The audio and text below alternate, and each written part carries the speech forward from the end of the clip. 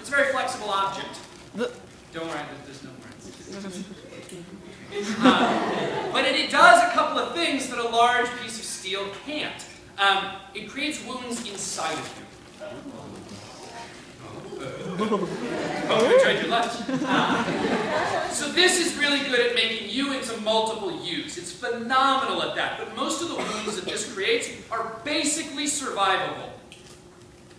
Don't take that home as a piece of information that you can use on the streets. Like, you'll be fine. Dunk.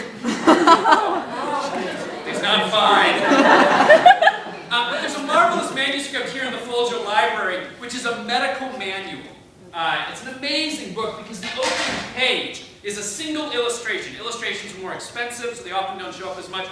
But it's a guy, it's sort of a medieval woodcut, and he's missing things. And there's arrows that are like through him, and there's a hatchet in his head, and it's got all these like, on page 62, you can see how to treat this wound. And I love that. Like, I love the idea that a hatchet to the head is something that you're like, better check the first aid book. Leeches, and wait till Thursday when the moon is in alignment. Could we go a bit faster? But these wounds were survivable. The only reason you would put that in a book is because somebody once lived through it. That tells us a key piece of information. One of the guys who didn't live through it was Richard III. Right? They just dug up his skeleton, and they looked at his skull for the first time, and they found wounds. This is what killed him. On stage, it's often a sword fight. Right? For those of you who know the play, it's a big sword fight at the end. But on the actual battlefield, Battle of Bosworth Field, where Richard III was killed, this is the thing that killed him. This is a halberd. This is the part of him that went into his skull.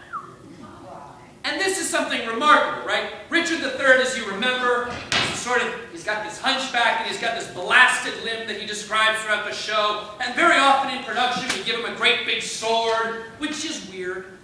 Right? Because he gets the great big two-handed sword, and the actor's often like,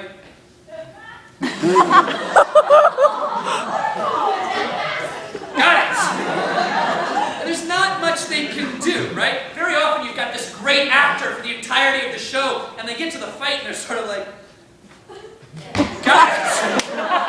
Wait a minute, I was taking the whole time. Or we can do sort of single-handed, and they sort of got that hump to get around.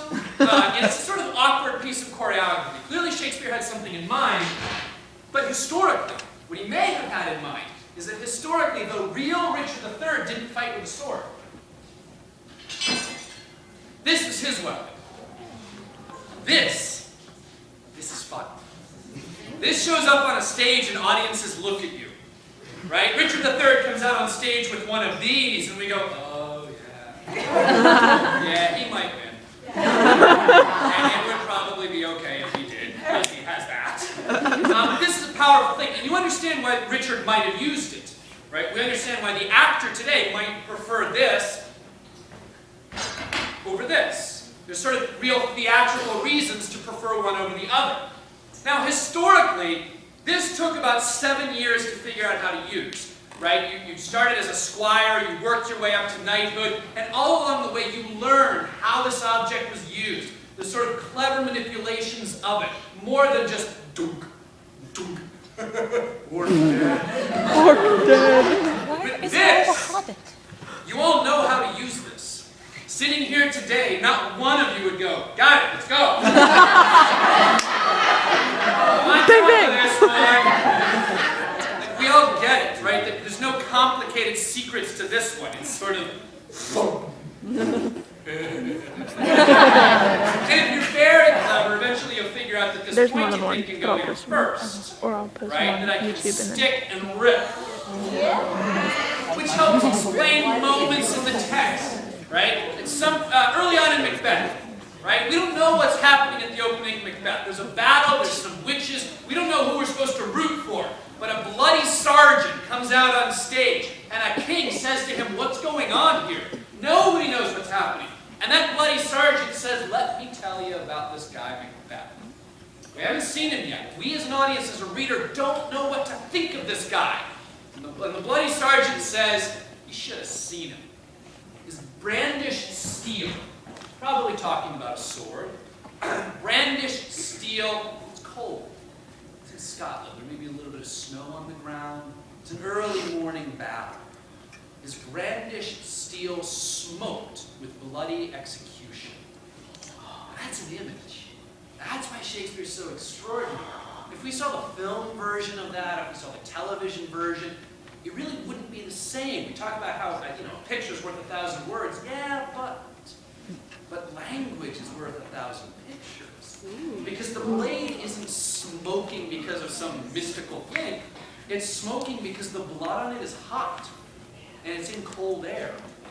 And so Macbeth, the first image Shakespeare gives us of this guy is of him walking through a battlefield with men's life literally steaming off his sword. That's the first thing that Shakespeare wants you to know about Macbeth. The second thing he wants you to know about him is that he sees his opponent. He carves his way through the battlefield, gets to his opponent, and unseams him from the nave to the chops. So this goes in at the nave, the navel, exits at the chops, your jaw. This is the first image we get of this man. He doesn't say he stabbed the guy. It was icky. The bloody sergeant doesn't come out and say, he's dead, that's all you need to know.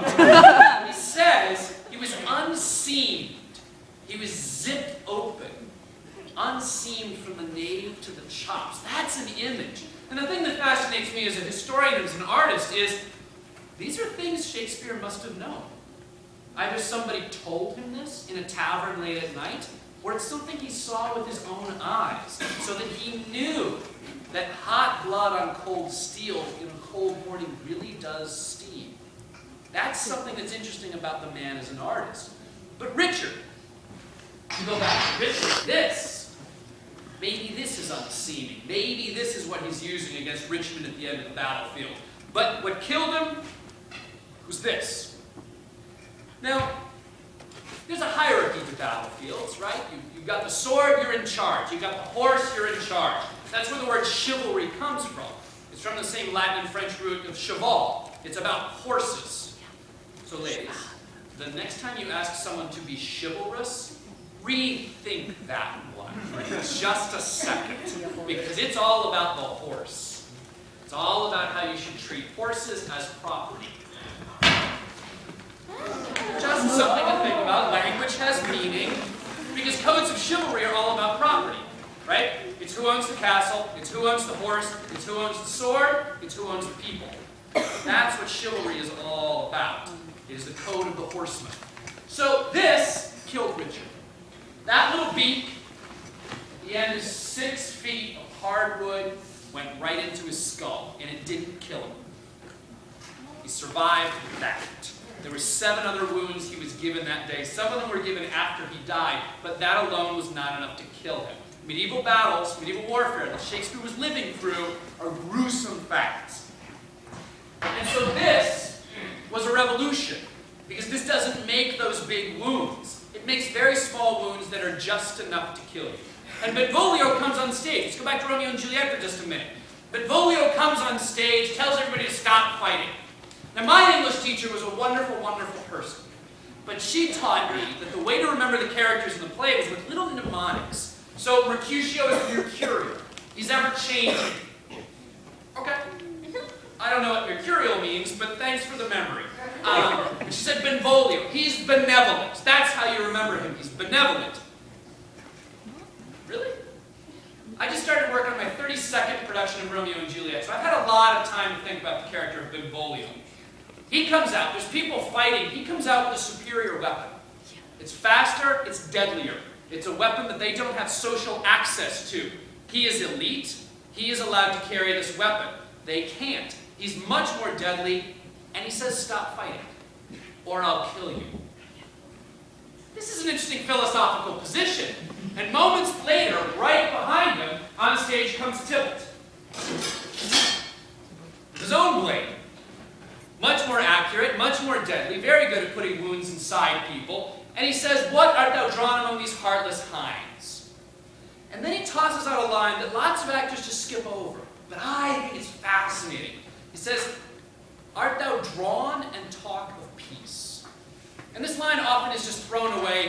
to get the fight started, and that's very exciting. But Tybalt's actually asking a really interesting philosophical question, and Shakespeare is asking us a philosophical question. Can you simultaneously prepare for and prevent violence?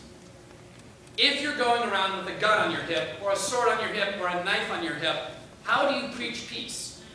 Because really, you're just a bully in a different costume. So Benvolio comes out with a weapon that's superior. He uses his social status and says, stop fighting, or else. That's different. That's different than what we usually think of in that scene. And Tybalt challenges him. Says, if you're going to fight anyone, fight me. I'm your social equal. Don't pick on these guys. Fight me. Yes, he's looking for a fight. Yes, Tybalt's a bruiser. Yes, he is the villain of the play if there is one. But Benvolio is not so calm as we think. Later on, Mercutio describes, right? The duel is about to start. Mercutio and Benvolio are talking, and Mercutio says, you're the kind of guy that goes into a bar with a sword, claps this down on the counter and says, God grant me no need of thee, and then starts drinking. This is not the Benvolio we've been taught to see. This is a very different character. This is someone who travels armed. And in Shakespeare's lifetime, there was a whole group of London that was traveling with these swords and had no idea how to use them. They really didn't. Because, if you dimly remember from your history class, Shakespeare's writing in the Renaissance. And one of the things the Renaissance gave us was a destruction of the feudal order. Right? Feudalism falls away, the knights are no longer in the height of aristocracy, now there's a middle class rising up, all of these merchants with money. All of that shows up in the plays in really strange places. The first place it shows up is that if you were an aristocrat in the Middle Ages, that meant you were a knight. And if you were a knight, you got to have this, and no one else did. This was a symbol of status, and only you were allowed to have it. But you spent your entire life living a social order based on a weapon. So judicially, socially, morally, you knew when you were allowed to draw the sword and when you were not. We may disagree today with when they did that, but there were rules.